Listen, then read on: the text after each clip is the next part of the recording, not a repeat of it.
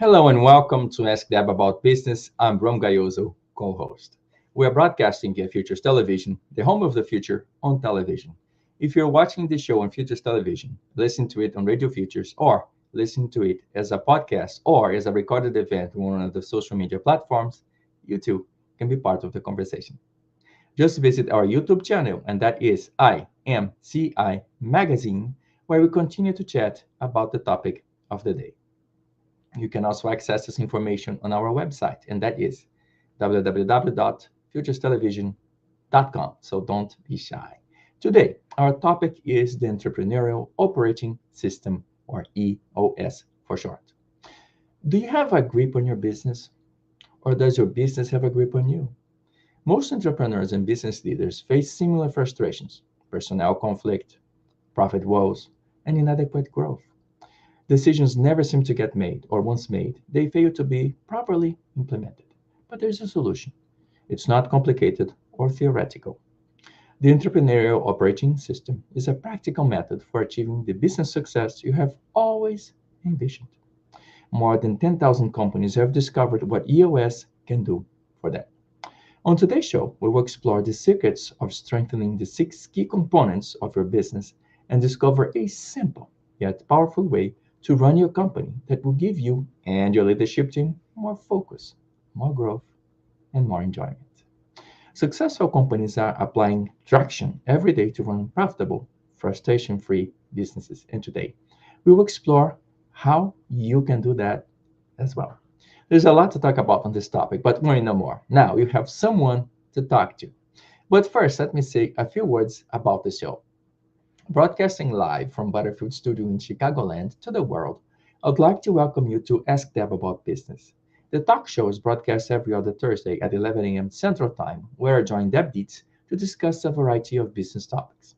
No matter what your venture is, you'll certainly have questions. So before I get started, let's say a few words about Deb. Deb has a long and distinguished career as a coach, mentor, and through her awesome training programs at SMB Digital Education, she has enabled many entrepreneurs to follow their dreams. And that's exactly what I like about her: her ability to deliver practical advice to help you solve real problems. Well, if you have a business question, let's ask Deb. Without further ado, let's welcome the star of the show, Deb Dietz. How are you doing today, Deb? Hey, Ron, great to see you. How are you? Wonderful. How wonderful to see you in the beautiful studios. And what a beautiful day in Chicago, I believe. It is. It's a chilly day in Chicago, but here we are in the beautiful Butterfield studio in Vernon Hills, Illinois. And I'd like to thank Jeff Horvath and the Butterfield studio team for this beautiful set and for making us look and sound so great. So thank you, Jeff. And welcome everyone to the show. Our show focuses on emerging trends, challenges, and opportunities that face small to mid-sized businesses, business owners, business leadership, and business professionals. And we invite subject matter experts on our show, experts on those topics. And my promise to you today is that by the end of our show, you'll have at least one key takeaway that you can make actionable within your own business. So our show is all about practical guidance, practical advice, best practices, and I'm delighted to welcome Paul Detlefs to the show today. Paul is an expert EOS implementer, and he's going to share some best practices with us, and I'm delighted to have him with us. Oh, wonderful. So before we get started with Paul, let me say a few words about him. All right. So Paul has a lifelong passion for entrepreneurship. He had three small ventures before he turned 60, and especially for helping entrepreneurial business owners and their teams live their ideal lives. He has spent his entire business career advising and guiding small and mid-sized businesses and their owners, and has worked with more than 200 companies. He spent his first 24 years at Anderson Consulting, now Accenture, where he became managing partner of a middle market consulting group. He worked in a wide variety of industries, including manufacturing, distribution, construction, and professional services. He also led projects in business systems, design, and implementation, business process improvement, and supply chain management, including implementation of lean manufacturing on the factory floor. In 2002, Paul founded the Prestwick Group, a consulting and advisory firm focused small and mid-sized businesses and their owners. Through Pressweek, he ran several peer advisory groups and coached his members individually. He also provided people assessments and performance development coaching and created a proprietary job benchmarking and recruiting process. As a small business owner himself, he has lived through many of the same challenges and issues that his clients face. Paul began using EOS with his clients in 2010 and became an official EOS implementer in 2012. He's now an EOS expert implementer, a designation reserved for the most experienced implementers. Only about 10% of the EOS implementer population holds this designation.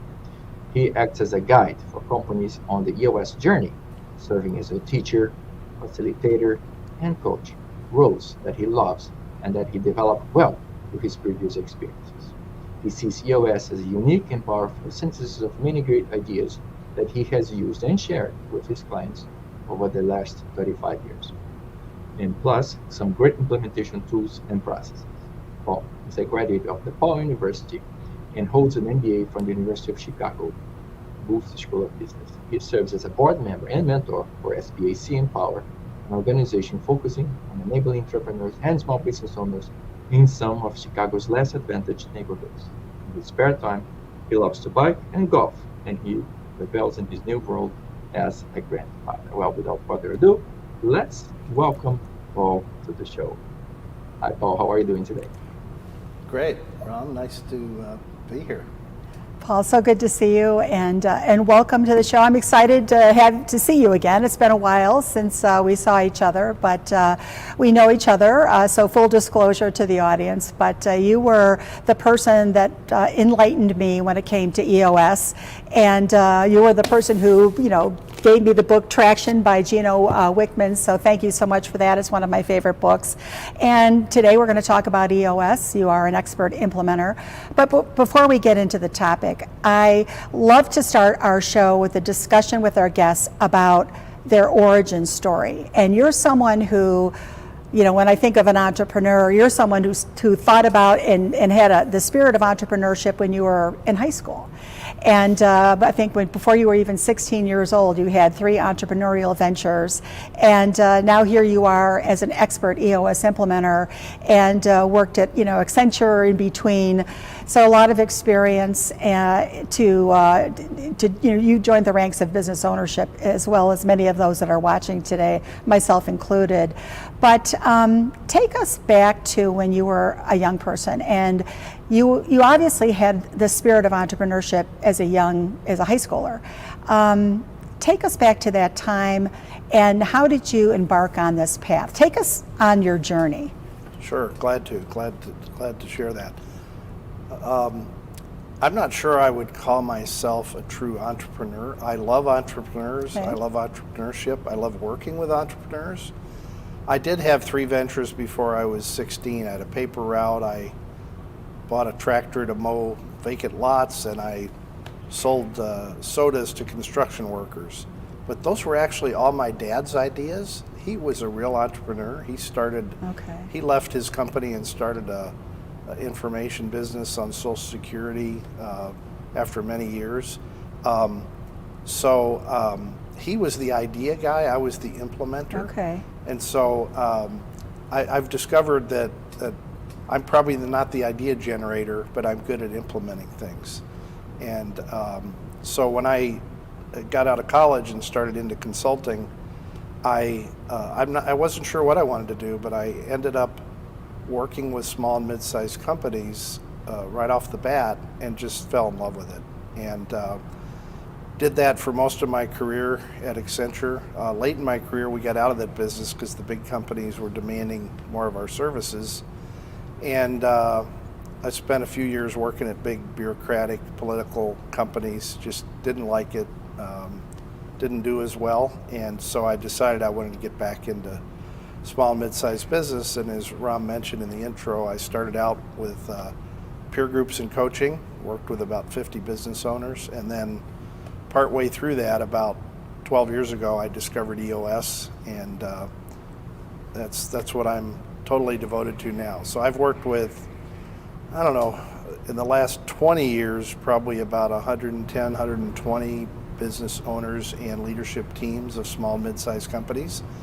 And I love it. That's my passion is working with them to help them improve their businesses. Okay. So you're working with businesses that are kind of industry agnostic, right? So it doesn't really matter if you're manufacturing, distribution, professional services. You're helping them implement the business model of EOS. Yeah, I've got manufacturing clients and professional services and construction and IT firms and all sorts of different things. The system is, and I know we're going to get into more detail about the system, it is industry agnostic. Somebody will ask, well, will it work in retail? And the question is, do you have people? Because it's really a system for harnessing human energy. Okay. And even when we talk about our target market, our sweet spot of, ideal customers or prospects, we actually talk in terms of headcount. We say 10 to 250 people is kind of our sweet spot. Okay. We don't talk about revenue. Okay. Because obviously revenue per employee can vary a lot across businesses. True. But we talk about the people because that's what this is about. It's about harnessing the energy of the people in the business. Wonderful. So let's start there talking about the operating system itself. First of all, can you help define what a business operating system is initially, and then tell us specifically about EOS? Yeah, a business operating system is a set of tools to, first of all, clarify who's responsible for what, and then to prioritize the resources, the limited resources in any business toward reaching the vision that you have for the company. What's interesting is that everyone has a business operating system, whether they know it or not. It's all the day-to-day things, how you do certain things, and we like to say that your operating system is perfectly tuned to give you results you're getting. And so if you want different results, it's sort of like the old Einstein thing, right? If you want different results, you might want to change, how you're managing and so on. Okay. So a typical business operating system will help you, prioritize your resources. It'll help you manage your people better. It'll help you track numbers, and then other things like it's a lot of the stuff you don't learn in business school. As Rob mentioned, I went to a pretty good business school and learned a lot about highfalutin finance and marketing and things like that. But the practical day-to-day aspects of running a business, what kind of meeting pulse to have, how to do planning, how to lead and manage your people, how to have great meetings, those things really aren't taught very well in business school, and that's what this is all about. Okay. So tell us specifically about EOS and the business components of EOS. So EOS, again, is a business operating system. It's not the only one. I think it's the best one. But it was created by, as you mentioned, Gino Wickman, who is an entrepreneur in Detroit. And it's a lot of the concepts in it aren't novel. There's a lot of great authors out there, whether it's Patrick Lencioni or Jim Collins or others who have a lot of great ideas. But the magic of what Gino did is he stitched this all together in a set of integrated, simple tools. And so it's a set of integrated, simple tools to help you get what you want out of your business. And it really addresses three things that we call vision, traction, and healthy. So it helps you clarify and focus your vision, where you want to go, get alignment on your leadership team to that. It helps you then execute toward that vision. We call that traction. That's where a lot of businesses fall down, as they have a lot of ideas, but they fall down in executing. Mm-hmm. Then the third thing it helps work on is what we call healthy, which is just creating a really strong, healthy culture where people are open and honest and can be vulnerable, and you're just surrounded by people you love working with. And so we do that by working with leadership teams of these companies, and then cascading these tools down through the organization so that everyone is aligned on the vision, they're all executing well, and you've got this pervasive culture. You mentioned the 6 components. So one of the things Gino discovered when he created this system was that every business has 136 different things going on. We call those issues. They can be problems and challenges or opportunities. They could be big or small, but they're all symptoms. And they're symptoms of a lack of strength in one or more of these 6 components of business. Okay. So they are vision, where you're going, people, getting the right people in the organization. How do you define that and measure that and so on? Data, how do we know how the business is doing? More than just monthly financial statements that might be 6 weeks after the start of the last month.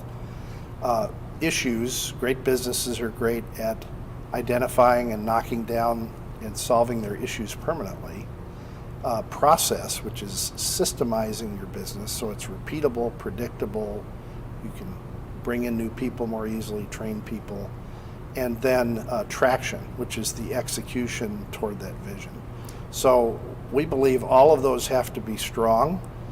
We have a definition of what 100% strong is. That's a little utopian, but our goal is to try to get each of the companies we work with to be 80% strong or better in every one of those components, because if any one of them is weak, it's going to cause a problem in the business. So you're measuring each one of those 6 Yep. components, maybe taking initially, I would assume when you're meeting with a client for the first time, maybe taking a baseline Yep. assessment of where Yep. they are on what their grade is Exactly. for each one of those 6. And then over time, you're looking to improve process, process improvements, making sure you've got the right people focused on the right work. And over time, you're looking to have that, and that's the target, the Yep. 80% We target. measure that at least once, if not twice a year. Okay. And when we get to 80% or better, they're in good shape, and they're ready to do it on their own if they feel like they're able. Okay. We stand available to help them if they think there's value. Because our role is we're teaching them the tools. Okay. We're facilitating. We do all of our work in full-day off-site meetings, getting the team off-site, and we're a coach both in the meeting and between the meetings. So, that's the role we play. That's the role you play. So of those 6 components, is there one that kind of stands out as being the most challenging for a business? Well, I would say, I've been working with owners and leadership teams in a coaching mode for over 20 years. And if you really take an issue and you boil it down to the basics, you keep asking why. You've probably heard of the 5 whys technique. You peel back the layers of the onion to get to the root. In my experience, 80% of the time, it's either a people or a process issue. So those are the 2 that I would highlight. People is about, first and foremost, defining the right structure for your business. Sort of clean sheet of paper. If I were starting this from scratch, how would I structure things? A lot of businesses sort of grow up into a certain structure over time, based on what people want to do, et cetera. Okay. And we like to sort of clear the deck, clean sheet of paper, figure out the right structure, and then figure out the people to go in those seats. And you may recall Jim Collins' book, Good to Great. He said, get the right people in the right seats on the bus. Our definition of right people are people that exhibit your core values. That's your culture. And that's part of the vision that we help people create. So it has nothing to do with what job they're in. But in order to be the right seat, you have to get that seat, sort of almost be genetically encoded to understand that role. You have to want it, wake up every morning excited to go to work and do that job. And you have to have the various capacities to do the job. Knowledge, skills, experience, intellectual capacity, emotional capacity, sometimes physical capacity, time capacity. So those all have to be yes to be a fit for that seat. So one of the things we help people do is identify their people issues, where there's either not the right people or not the right seat, and that's a big part of what we work on. So it's really important to have all your resources being held accountable for performance, for results. How do you have any best practices that you can share with us that help drive accountability across your team? Yeah, we have a little formula It's called, well, we have a tool called LMA, which stands for Leadership, Management, Accountability. And there's a little formula, L plus M equals A. And what that is meant to imply is that accountability is a result, it's an outcome. You can't hold people accountable. What you have to do is create an environment where they will be accountable. And if they're unwilling to be accountable, then they're in the wrong seat, right, or maybe they're in the wrong company. So what we teach is leadership and management. There's a lot of definitions of those. What we teach is that leadership, anyone who has people reporting to them has to lead and manage those people. And leadership consists of 5 things. You've got to give clear direction to people on where the company's going, where they're going with their career, and so on. You have to give them the tools they need to do their job, or else they'll be, they just won't be able to. You have to let go. So if you put someone, in a seat and they report to you, and you're micromanaging them, that's not good. You've got to be able to get the right people with the skills you need, and you can trust them to do the job, so you can let go. Micromanagement, is a real problem. Mm-hmm. All leaders have to act with the greater good. The greater good of the organization is first and foremost. If they're ever, it's one of the rules in the business is, whether it's core values or whatever, if the leaders aren't following them, nobody's going to follow them. So the leader has to act with the greater good in mind. And then finally, a great leader needs to take clarity breaks from time to time. This is thinking time about the business away from your day-to-day role and location and so on, and just to help you refresh and think more strategically and so on. So if you'll be a good leader of people if you can do those 5 things. The management is a little different. That's more tactical, and that's about keeping expectations clear. One of the biggest problems I see in business is there's poor communication between a boss and a subordinate about expectations of performance. A lot of times people have performance issues, and I'll ask the question, well, did you ever make it clear to them what your expectations were? And frequently the answer is no. It's a big problem. So you've got to keep those expectations clear, and we have several ways that you need to do that. You've got to communicate well with the people. 2-way communication, more questions and listening than talking. Mm-hmm. You've got to have the right meeting pulse with your people, whether it's team meetings or one-on-one meetings. And in terms of the one-on-ones, we recommend something called a quarterly conversation, which is a 2-way conversation. It's not a performance review. It's just a conversation that you have with each of your direct reports once a quarter. And then finally, you've got to reward and recognize your people. So, recognize and reward, praise publicly, criticize privately, but you've got to give them kudos when you catch them doing something well. So we have some comments and questions from Facebook. So Paul, most of the people are questioning because they work in very large corporations. So the practice of CYA, so cover your behind. So a lot of people are preoccupied on just covering their tracks, and there's no true accountability. And perhaps it's a culture of finger pointing as opposed to finding a solution. So what is your advice, or how could EOS help people drive through accountability in this situation? Well, Ram, as I said, EOS really is designed for the entrepreneurial company with 10 to 250 employees. So, I'm not sure how directly I can speak to that. I mean, one of the reasons I love doing what I do and did not enjoy so much the corporate world was because of some of those issues.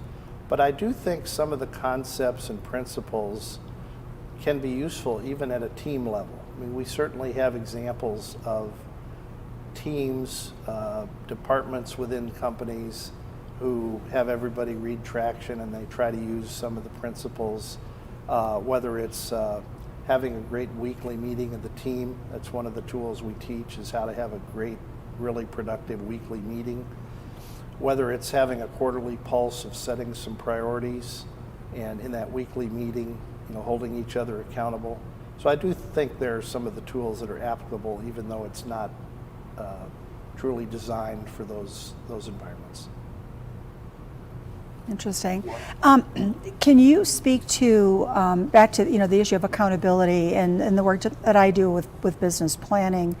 What we're trying to do in order to drive that accountability and ensure alignment across the organization is make sure that all resources are grounded in the key objective strategies and what the metrics are that were the performance management metrics, if you will, and aligning those employees and the work that they're doing to those performance management metrics so that there's kind of a clear understanding, managing expectations to say the work that you're doing is supporting these strategies, these key objectives, these metrics, and that what I find in that work is that makes that metric and that performance objective personal to that employee, so that everybody is working in alignment towards that common goal. So that's something that I think looking at hard measures, KPIs, is something can also drive accountability across the organization. Is that a fair statement? Yeah. So let me speak to that. Yeah. So the first thing that's really important is when I talked about that vision component, there's two elements to that. One is answering 8 questions about the business, about the future of the business. And we have a tool called the Vision Traction Organizer. It's basically a 2-page plan for your business that has 8 sections on it. There's 5 sections or questions about vision, and there are 3 that are more about your plans for the year and the quarter and so on. The most important thing is that vision be what we call shared by all. Okay. Not just shared with everyone. It's almost like the buy is BUY for buy-in. So there needs to be a lot of communication about that vision over and over and over again. There's an old principle from marketing, I think, that you don't hear something the first time. Right. You have to hear it 7 times to hear it the first time. That applies to this. I was with a client recently, and I teach that. Well, we teach that you need to share that vision once a quarter. After we have our quarterly planning sessions, you should have an all-company meeting to share that vision with everyone in the company. But that's not enough. Departmental meetings need to go over that again. When you do your one-on-ones, quarterly conversations, you need to reinforce it. So they're not hearing it just 4 times a year, they're hearing it maybe 12 times a year. And so getting that vision shared, one of my favorite, my favorite business author, other than Gino Wickman, of course, is Pat Lencioni. And I've heard him speak a couple times in the last year, and I've read everything he's written. One of his best books, I think he wrote a couple years ago, called The Motive. And the motive is about what's your motive for being a leader? And if your motive is ego, fame, money, and so on, those are the wrong motives. The great leaders want to be help and serve others and be a coach and so on. And one of the things great leaders do is they repeat things. He refers to it as the chief repetition officer, the CRO. So if the leader's not repeating this vision over and over and over again in different forums, in different styles, not robotic, but they're not going to reinforce the vision. So that's first and foremost. And then what we do is we set priorities for the company, goals for the year, 3 to 7 things that are most important to the company. And then every quarter we set what we call rocks, 3 to 7 things that are most important for the next 90 days that support those annual goals. And then what we do is we cascade those down. So the departmental leaders who are at the company-wide leadership team meeting, they'll take the goals that affect their department that maybe they own, they'll take it down to their department, they'll figure out what's important for their department. So cascading these tools down helps. And on the numbers, we believe in weekly scorecards, KPIs, dashboards, not a novel concept, but weekly is really important. Most businesses have monthly financials, but it's hard to react and turn the ship if you don't know you're off track other than once a month. So weekly dashboard or scorecard, really important.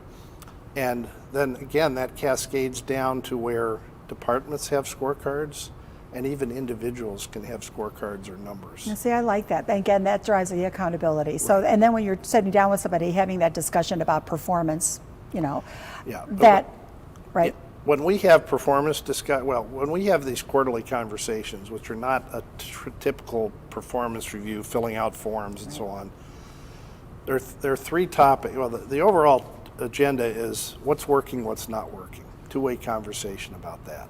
But there are three things we definitely talk about. We talk about their roles in their seat and their numbers. They might have some numbers that tie to those roles. How's that going? We talk about the core values of the business and whether they're living the core values. If I'm the boss, right. I'm asking you as my direct report, how am I doing living the core values? And trying to get some open and honest feedback, and then I'm giving you some feedback. And then the third thing we're talking about is their rocks, their projects for the quarter. Everybody's got two parts to their job. There's the day-to-day part of keeping the business running and delivering what you promised day to day. And then building the future business. There's something everybody can do to help build the future business. We call those their rocks, quarterly priorities. So that's one of the other things that we talk about when we have these conversations. So the two main things would be, talk about the numbers and then talk about the rocks. So that really helps drive accountability. Can we talk a little bit about that? And so a lot of you said the word, scorecard, then people are going crazy with the comments. So in my own experience, of course, I was in large organizations.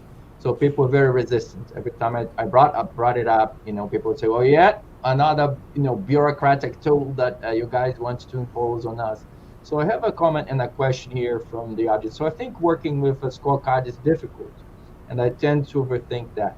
Any helpful ideas of how to make it work for my company without seeming like it is yet another big thing I have to do? Well, the first thing I would say is start small. Many scorecards I see have way too many numbers on them. So we're big believers in simplification. Less is more. And so start with 2 or 3 or 5 things that are most important.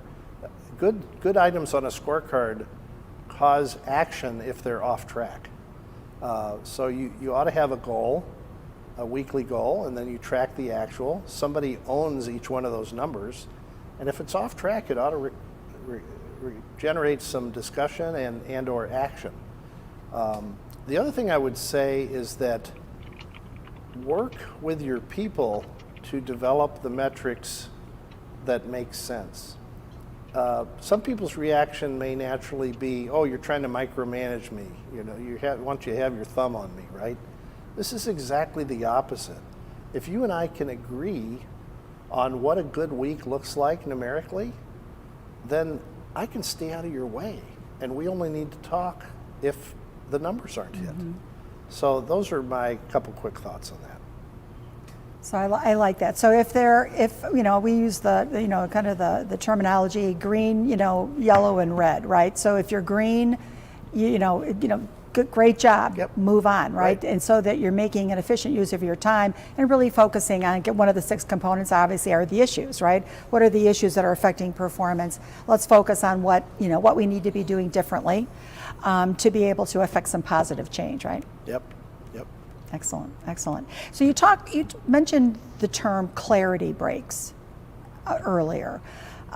Tell us a little bit more about that, because I think that most business owners, business leadership, they're working, they're doing their job. There are a lot of frustrations that they're dealing with. There's a lot of pressure to perform, but you also have to be good to yourself as well, right? So tell us a little bit about what clarity breaks are, and how can we do a better job of self-care as leaders? Yeah, clarity break is thinking time about the business and your role in the business away from your normal day-to-day. Okay. And I think it was Thomas Edison who said, people don't set enough time aside for thinking because it's the hardest thing to do. And an interesting thing is when we run these quarterly planning sessions for our clients, one of the things they're doing it's sort of like seeing a personal trainer. They're committing to get off site once a quarter to work on the business and think about the business. But a clarity break is more of an individual thing. So we recommend at least once every 90 days. Many people do these weekly. Get away from your normal workspace. Maybe take a few planning tools like your 2-page plan for the business or your issues list or something, and just think about the business. Don't think about, this isn't time to organize your to-dos or your briefcase or anything. This is thinking time, what's working, what's not working. Do I have all the right people? What are some of the issues in my business? It helps you gain confidence that you've thought deeply about the business and your role, and it's just a really important discipline that a lot of people find great value in. I can absolutely see that. I think there's that statement about working on, instead of working in your business, work on your business. But you need to be able to be proactive to do that. And Gino find the time to Wickman, do who that. created this amazing system, has been taking a clarity break once a week. Once a week he goes to Starbucks with a blank yellow pad of paper for an hour and just thinks. He's been doing that every week for 25 years. And a lot of ideas came out of that time. I bet. So be good to yourself and make that a priority, right? Yes. Maybe that becomes one of your big rocks, right? Yeah, and there are two types of clarity breaks. One is, I think you need a pulse, whether it's weekly, monthly, quarterly, minimum quarterly. And then sometimes, this is an interesting thing, when you are feeling your most frazzled and frustrated and like you don't have time to take a clarity break, that's exactly when you need to take a clarity break. Yeah. So that's sort of the ad hoc clarity break, if you will, as opposed to the regularly scheduled one. Now, the more you do the regularly scheduled ones, you probably need fewer ad hoc ones, right? Well, and you should feel comfortable doing that, as long as, like you said before, having the right people and the right seats on the bus, having the right team in place, so that you feel you can maybe take a step back, go off a little bit on your own and have this. When we teach this, we always get the leader, and we should talk about the two different types of leaders in companies here in a minute maybe, but the leader in the room, the top dog, if you will, it's important that they give permission to people to use work time, paid work time for this, that this has value. This isn't goofing off, this isn't vacation, this is work time. It's just focused on the business, not the day-to-day in the business. So would you expect that, so certainly the leadership, the C-suite is doing this, but also the management level resources as well? Ideally, Okay. I think it has value at every level, certainly for people that are supervising others, because there are always people development issues they always. can think through. Always. But yeah, it has as far down as you can push. So you can it embed has this as value. part of it, becomes part of your culture. That this Absolutely. is an acceptable thing to do, and people Yep. need to step away so that they can think about their roles and Right. about the business. Interesting. So You I have a mentioned the question two. for you.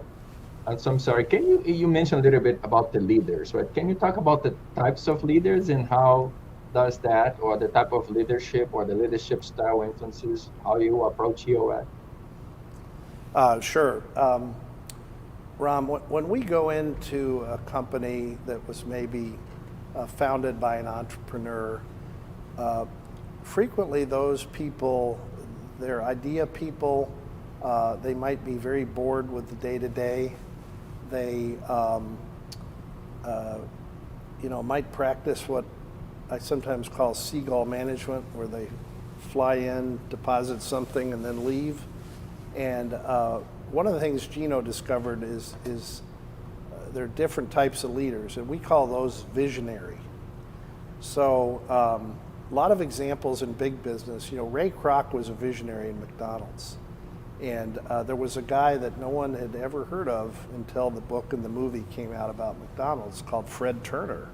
And he's the one who actually figured out the layout of things and launched Hamburger University and so on. So we see this in a lot of companies where there are visionary owner founders who aren't very good at running the business day to day, and they don't really like it either.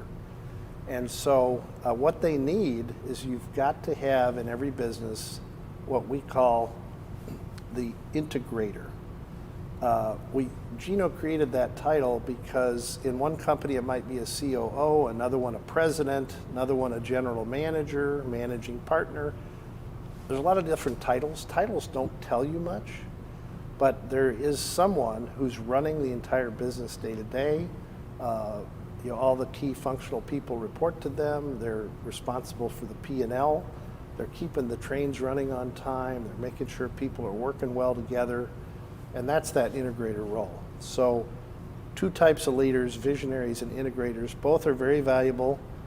Gino wrote a book with a guy named Mark Winters called Rocket Fuel, about the relationship between the visionary and the integrator. Rocket fuel is great because it can take you to the moon or Mars, or it can blow up on the pad, which isn't so great. So that relationship can be a little stormy and volatile, but it also can be very powerful if it's managed well. It's interesting, and I love that. Thank you for that. In the book, one of the things that Gino talks about, and I remember when I read it, it kind of caught me. And he talks about the vision, the leader who is the visionary, who's kind of got the eye on the future and what he wants the company to ultimately aspire to. But he talks about taking that vision, and the term he used was bringing it down and putting it on the floor. And that just kind of stopped me. And I remember thinking, oh, that's really interesting, because you have to be able to implement. So it is a partnership between someone who's thinking about what you are aspiring to become, but you have to be able to get there. And so you've got to have it's kind of like the yin and the yang, I would think, right? Yeah. An important relationship. And part of the job of this integrator is to be a buffer between, a typical visionary has 20 ideas a month, 19 are crazy, one's brilliant. And a great integrator is sort of the filter, the buffer with that visionary, and turns the great ideas into action plans for implementation. Right. Let me speak for a second for how we help companies implement better. Basically, it's a little bit like engineering or construction. It's kind of a work breakdown structure, if you will. We start after some things on core values and core focus and what your marketing target market looks like. One of the things we define is your core target, which might be anywhere from 5 to 30 years out. We, on average, pick about 10 years. So your 10-year target or your core target, ideally something quantifiable, and it's kind of your North Star. It's very similar to Jim Collins' concept of the big, hairy, audacious goal, the BHAG. Right. So it's kind of your North Star is that core target. For example, I have a client who has a core target of, at this point, 7 or 8 years from now, having 100 trusting relationships, and they've got a definition, a scorecard, a set of criteria on what a trusting relationship with one of their customers is. And their goal is 100, okay?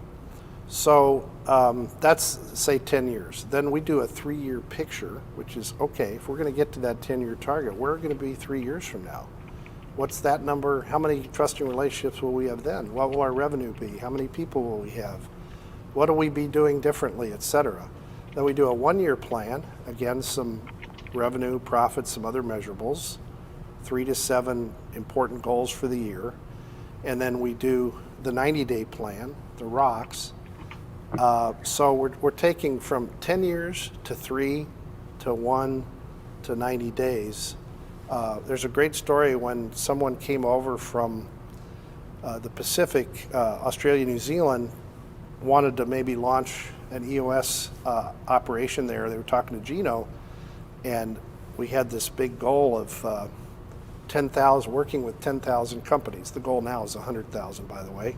We've worked with about 17,000 directly so far, probably another 100,000 doing it on their own. But we were at 3,000. This guy said, Gino, how are you going to get to 10,000? He says, I don't know exactly how I'm going to get there, but I know it's going to be 90 days at a time. So it's chunking up this big goal into smaller chunks. That's how you get the work done. Okay, so this is a great best practice for folks. Is you have to think about the long term, but I love the term that you're using about chunking up the work, because you can affect positive change if you're chunking it up that way. If you've got that 90-day lens on that you can then implement, or either you're on track or you're not.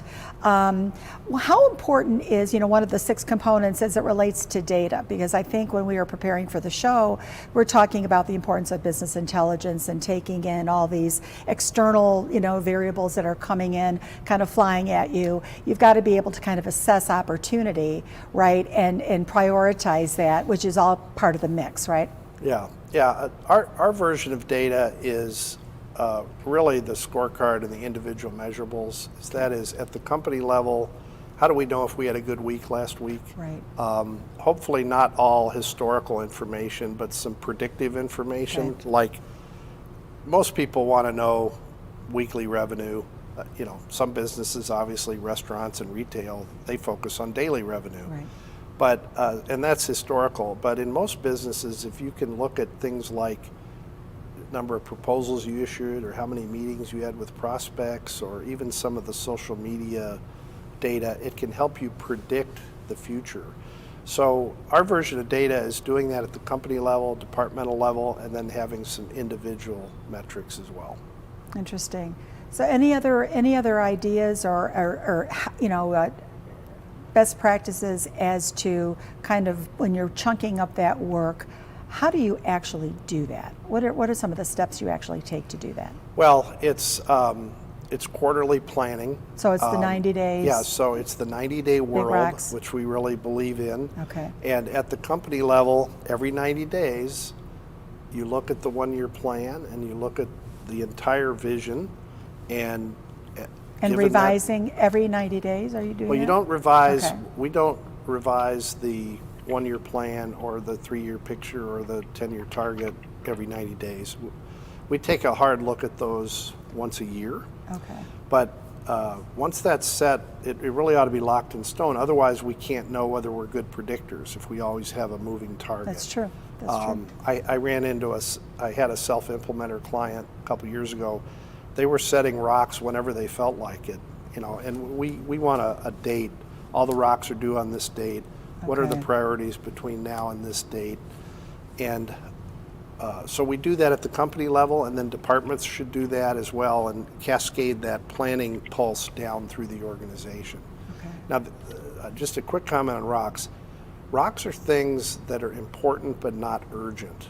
Stephen Covey talked about this in one of his books, about there's this matrix of importance and urgency. We tend to get caught in this tyranny of the urgent. That's true. And the thing that gets short shrift, we never get around to the things that are important but aren't urgent. Doesn't have to be done tomorrow. There's a bar in my college town. Behind the bar, they have a sign, free beer tomorrow. Guess what that sign says tomorrow? And so if every day we say, oh, that doesn't have to be done tomorrow, we'll never get around to it. So once a quarter, we carve out those things, and then every week, we hold each other accountable as to whether they're on track. That way, more of that important, not urgent stuff gets done. Wow, I love this. I love the notion of working in a 90-day world, because that's really where you're able to be successful, and it's not so far down the road that you lose sight. Well, and Gino came up with that based on human nature. It's just given the way the world's changing and our companies and ourselves change and so on, it's just hard to predict out much farther than that. So every 90 days we have to step back. Where are we? How'd we do? Where are we? Let's plan the next 90, because it's just, the farther out you predict, the more inaccurate your predictions are going to be. Yeah, I love that. I would think that what's happened over the last couple of years with the pandemic has made that point very, very as more important now than ever, because there was so much disruption. Yeah, quick comment on that. During the pandemic, so our pulse is, quarterly planning, weekly leadership team meeting. During the pandemic, some companies were accelerating those. I had clients that wanted to plan out 60 days rather than 90. I definitely had clients that wanted to do their leadership team meeting 2 or 3 times a week, not just once a week. And some of them had never done like a daily huddle before, and they started doing a daily huddle. That's not a technique that we teach. But they felt that there was a need for them to do that. There was a sense of urgency. Unpredictability. Yeah. The less predictable the environment, the more frequent you need to meet. Yeah. But you need to have good meetings. I mean, probably the number one tool my clients get benefit out of is something we call the level 10 meeting. And it's just a great format where we check in with some good news. We review the scorecard, on track, off track. No discussion. Okay, if you want to talk about it, you put it on the issues list so you don't go down the rabbit hole. Yep. Same thing on the rocks. Yep. We took to-dos a week ago. Did they get done or not? Peer-to-peer accountability. And that leaves us with a nice chunk of time, usually about an hour, to process issues in real-time prioritization, identify the root, discuss it, some sort of solve, either a permanent solution or a next step. Yeah. And people just get a lot more done in less time. It's much more productive. Yeah. For the things where you're green or you're on track, it's like, hey, great job, but a lot of meetings get shift your time. hijacked by one particular thing that's off, the rock's off track or the scorecard's off track. Somebody wants to talk about it for 20 minutes. Meanwhile, we've got this list sitting here with a bunch of much more important things we should spend our time on. Exactly. This is a time management system. Time management system. I love that. I love that. Well, thank you. Thank you so much for that. Ron, I'm going to ask if there are any other questions coming in from social media. Well, a few of them, we don't have time to cover all of them in the show today. This has been such a wonderful conversation. Thank you so much to you both. And folks, thank you for joining us today. We hope you learned something new about Entrepreneurial Operating System and best practices you can implement within your business. Please share comments with us and let us know what your key takeaways really were from today's show. And let us know where you're watching us from. Paul, before we sign off today, how can people find you if they would like to connect?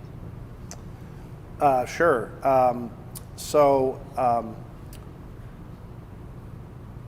My email is paul.detlefs. So it's paul.d like David, E-T-L-E, F like Frank, S like Sam, at eosworldwide.com. So I would just email me there, and probably the best way to reach me. Wonderful. Thank you so much for being here. And one of the things that Ram and I love to do is invite our guests to come back. There's so much here to talk about, and we'll hear from our audience what they want to learn more about, and then maybe we'll go do a bit of a deeper dive on one of these topics. A lot of tools we could do a deep dive on. A lot of tools and very practical tools, which there's a lot here to unpack. So thank you again for being with us. Okay, great. Thanks. Oh, righty. So let's say a few words about the upcoming shows. So certainly we will be talking a lot about Generation Z entering the workforce, employee happiness, the importance of user and customer reviews, mental health in the workplace, and we're going to be talking about the VC Latinx conference. Actually, you know what? So Deb, you are speaking at the VC Latinx conference, and your topic's going to be strategic planning. Can you please say a few words about what you're planning to say on the conference? Absolutely. Thank you, Ram. Again, I'm one of many speakers and course creators for the event. My area of expertise is in strategic planning, so we're going to be sharing some best practices for how to craft a revenue-generating, a profitable business plan for your small to mid-sized business, and providing some tools and templates to help you actually get through that process and have a very meaningful plan that you can then implement. And so we're going to spend a lot of time on implementation as well. So, planning is only as effective as your ability to implement it and measure it. And so that's the focus that we're taking. Wonderful. So folks, this show is recorded at the Butterfield Studios in Vernon Hills, Illinois. And I would like to say a few words about the studio.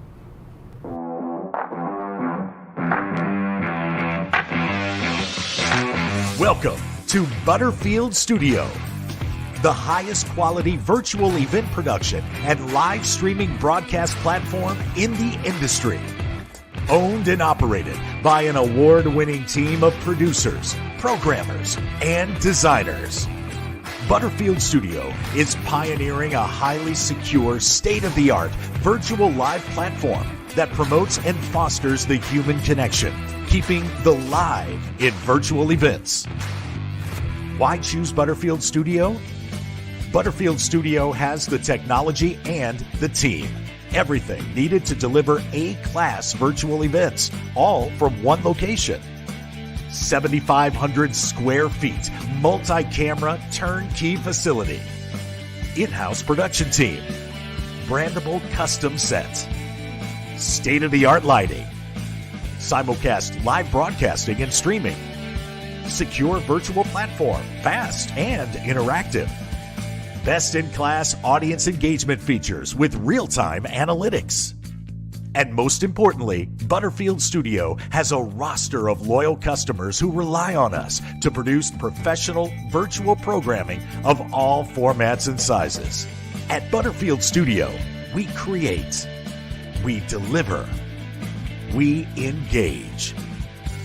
Contact Butterfield Studio for your next production, and together, let's keep the live in virtual events.